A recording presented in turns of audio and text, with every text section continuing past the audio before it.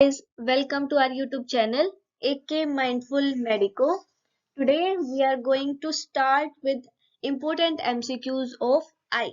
Let's start with our first MCQ. Thinnest part of lens. Lens जो हमारा होता है, जो आई में प्रेजेंट होता है, उसका सबसे थिन पार्ट कौन सा होता है?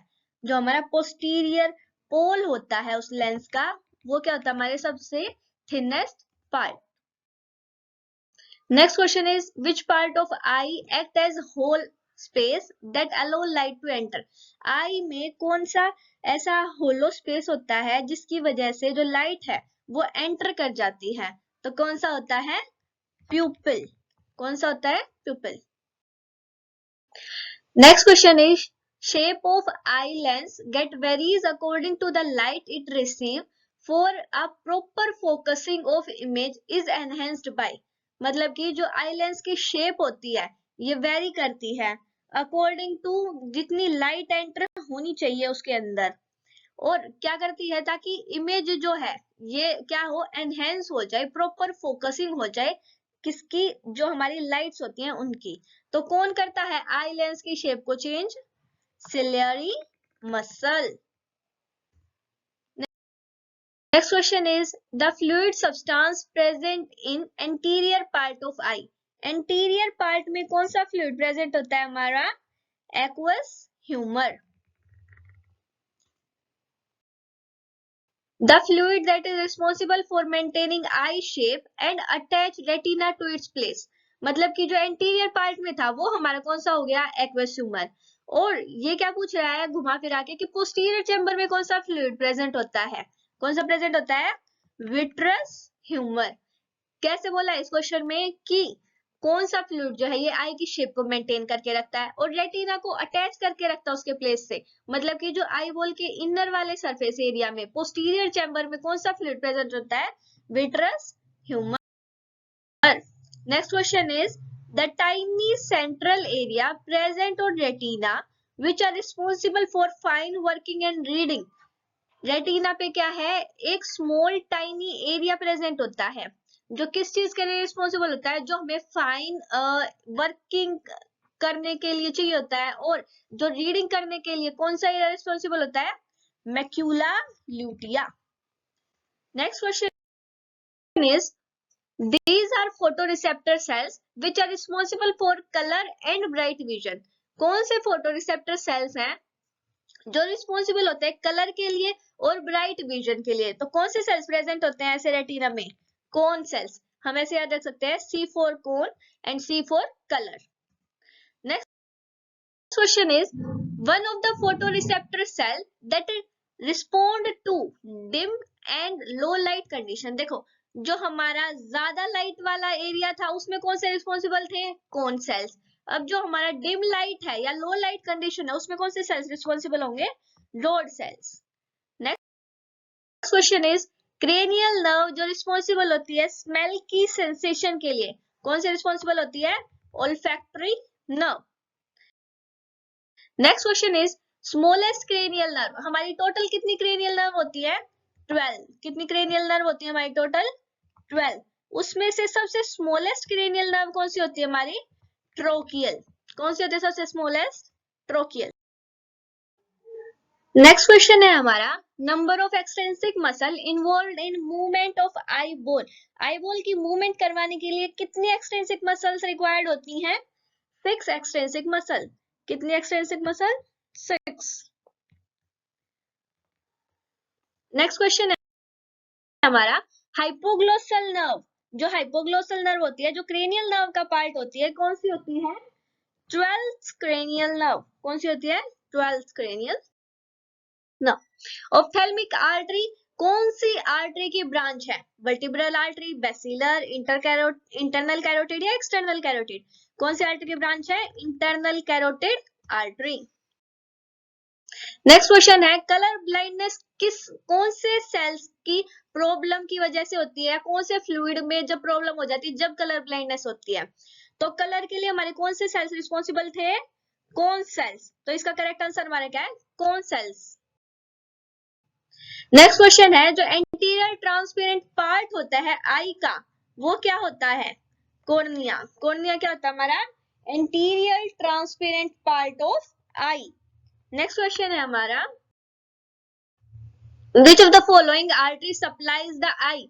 कौन सी जो आर्टरी है ये सप्लाई करती है किसको? आई को। Internal carotid, external carotid, facial, या राइट और लेफ्ट सबक्लेवियन आर्टरी। अभी हमने पढ़ा था जस्ट 2 सेकंड पहले कि जो हमारी ऑप्थेल्मिक आर्टरी है कौन सी आर्टरी की ब्रांच है? Internal carotid artery. तो आई को कौन सी आर्टरी सप्लाई करती है? Internal carotid artery. Next question है हमारा, the firm opaque and white outer connective tissue layer of posterior fifth sixth of eye. मतलब कि जो हमारा पोस्टीरियर फिफ्थ सिक्स्थ पार्ट होता है आई का, जो कौन सी लेयर होती है? कनेक्टिव टिश्यू की लेयर होती है जो कैसी होती है? फर्म और ओपेक। तो उसका नाम क्या है? उसका नाम क्या है? स्क्लेरा। कौन सी लेयर होती है वो? स्क्लेरा। नेक्स्ट क्वेश्चन है हमारा, all of the following are different type of colour blindness except. इन सारों में से हमारे क्या है? 4 ऑप्शन में से 3 वाले क्या है? हमारे कलर ब्लाइंडनेस है। सिर्फ एक को छोड़ के कौन सा नहीं है? वो एस्टिग्मेटिज्म। एस्टिग्मेटिज्म क्या है? इसमें जो हमारे कॉर्निया की बोल सकते हैं या लेंस की बोल सकते हैं, उसकी शेप क्या हो जाती है? इरेगुलर हो जाती है, जिसकी वजह से विजन में प्रॉब्लम आती है। और ये जो है हमारा मोनोक्रोमेसी, ड्यूट्रिनोमेली या फिर प्रोटोनोमेली, ये सारे हमारे क्या है? Different different type of colour blindness. जो ड्यूट्रिनोमेली है इसमें क्या होता है? मेरे रेड और ग्रीन शेड्स के बीच में जो डिफरेंशिएशन होता है ये लॉस हो जाता है, पर ये लेस सीवियर है। जो प्रोटोनोमेली है इसमें भी रेड और ग्रीन का क्या हो जाता है? हमें डिफरेंस नहीं पता चलता, जिसकी वजह से ब्लर विजन हो जाता है, या फिर मतलब कि कलर ब्लाइंडनेस हो जाती है रेड की और ग्रीन कलर की। पर ये क्या है? ड्यूट्रिनोमेली से ज्यादा सीवियर है। जो हमारा मोनोक्रोमेसी है इसको हम क्या बोलते हैं? ए क्रोमोक्रोमेटोप्सिया। मोनोक्रोमेसी को हम क्या बोलते हैं? ए क्रोमेटोप्सिया। ये क्या है? सीवियर फॉर्म है कलर ब्लाइंडनेस की, जिसमें इंडिविजुअल को कोई भी कलर परसीव करने में क्या होती है? बहुत ज्यादा डिफिकल्टी होती है। नेक्स्ट क्वेश्चन है हमारा, ब्लाइंड स्पॉट जो होता है उसको हम क्या बोलते हैं? Optic disc.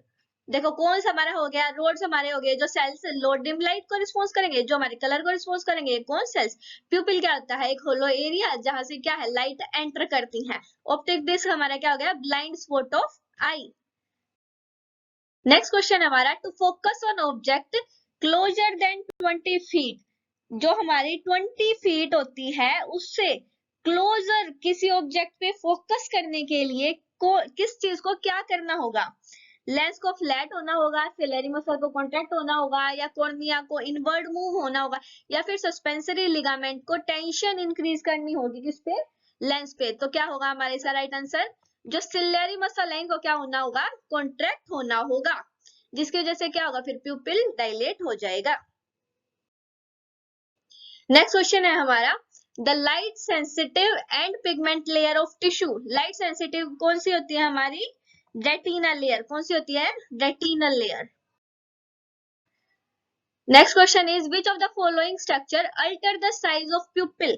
कौन सा जो स्ट्रक्चर है ये प्यूपिल की साइज को अल्टर करने में हेल्प करता है? इसमें हमारा क्या आ जाएगा? आइरिस। आइरिस क्या होता है? जैसे ये प्यूपिल है, प्यूपिल के आगे क्या है? थिन और सर्कुलर स्ट्रक्चर प्रेजेंट होता है, जो किसके स्ट्रक्चर को कंट्रोल करे? किसके साइज को कंट्रोल करेगा? प्यूपिल के साइज को। जितनी अमाउंट रीच होनी चाहिए रेटिना पे, उस चीज को कंट्रोल करने में कौन हेल्प करवाएगा? आइरिस हेल्प करवाएगा। नेक्स्ट क्वेश्चन है हमारा, the size of which part of eye contribute to controlling the amount of light entering the eye. कौन सा जो पार्ट होता है आई का ये कंट्रीब्यूट करता है कि कितनी लाइट एंटर होनी चाहिए आई में? तो कौन कंट्रोल करता है इस चीज को? प्यूपिल। नेक्स्ट क्वेश्चन, अब हमारा क्वेश्चन है, the process of automatic adjustment of retinal sensitivity when a person move from light to dark. जब भी कोई पर्सन लाइट से डार्क में जाता है तब क्या होता है? हमारी जो रेटिना की सेंसिटिविटी होती है इसकी क्या हो जाती है? ऑटोमेटिक एडजस्टमेंट हो जाती है। जब लो लाइट में रहेंगे तो लो लाइट के लिए एडजस्ट हो जाएगी, जब ज्यादा लाइट में जाएंगे तो ज्यादा लाइट के लिए एडजस्ट हो जाएगी। तो इसमें से हमारा कौन सा ऑप्शन राइट है? लाइट से कौन से में जा रहा है? डार्क में, तो जिसमें जाएगा उसकी क्या होगी? एडेप्टेशन। मतलब कि इसका करेक्ट आंसर क्या है? Dark adaptation. अगर यहाँ पे होता कि डार्क टू लाइट जा रहा है तो हमारा कौन सा राइट आंसर होता? Light adaptation. नेक्स्ट क्वेश्चन है हमारा, एनोप्थेल्मोसिस कौन सी मसल की पालसी से होता है? पालसी का क्या मतलब होता है? पैरालिसिस। कौन सी की पालसी से होता है? Superior tarsal, orbitalis, inferior tarsal, levator, palpebral, superioris. तो कौन सी मसल की? ऑर्बिटैलिस मसल की पालसी की वजह से क्या होता है? एनोप्थेल्मोस। नेक्स्ट क्वेश्चन हमारा, जो टॉसिस होता है ये कौन सी नर्व के ट्रोमा की वजह से होता है? जैसे हमारी जो सेवंथ क्रेनियल नर्व की, फेशियल नर्व की पालसी होती है, तब क्या हो जाता है हमारे एक साइड की जो मतलब कि फेस पे जितने भी क्या होते हैं हमारे कुछ साइन एंड सिम्टम आते हैं, जिसमें से एक क्या है? टॉसिस। टॉसिस में क्या हो जाता है, जो हमारा आईलिड है ये ऊपर की तरफ नहीं रहता, कभी भी हमेशा नीचे की तरफ रहता है। तो टॉसिस में क्या हो जाता है, जो आईलिड है ये नीचे झुका हुआ रहता है हमेशा। तो कौन सी नर्व की पालसी की वजह से होगा ये? Third cranial nerve. Next question हमारा, कौन सा विटामिन जो है ये इंपॉर्टेंट होता है आई की नॉर्मल फंक्शनिंग के लिए? तो कौन सा विटामिन रिस्पॉन्सिबल होता है? Vitamin A. नेक्स्ट हमारा, ज़ेनथैलेमिया रेफर टू। ज़ेनथैलेमिया का क्या मतलब होता है? Dryness of conjunctiva, dry mouth, fatty growth जो डेवलप हो जाती है अंडरनीथ द स्किन, या फिर येलोइश प्लेग जो अकर होते हैं inner canthus of eyelid. तो इसमें हमारा राइट आंसर क्या है? येलोइश प्लेग जो फॉर्म हो जाते हैं inner canthus of eyelid. Next question है हमारा, अफेकिया। अफेकिया का क्या मतलब होता है? Absence of ciliary body, absence of lens, absence of conjunctiva, या एब्सेंस ऑफ पिन्ना।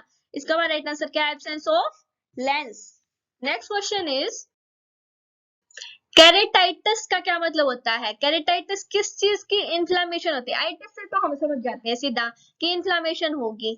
अब जैसा मुझे लग रहा है कैरा से सभी बच्चे क्या करेंगे? केरेटिन को डिनोट करेंगे, पर ये क्या है? रॉन्ग आंसर है। केरेटाइटिस का क्या मतलब होता है? Inflammation of cornea. ये थे हमारे सारे एमसीक्यू जो भी आई से रिलेटेड थे। Please like, share and subscribe to our channel. Thank you.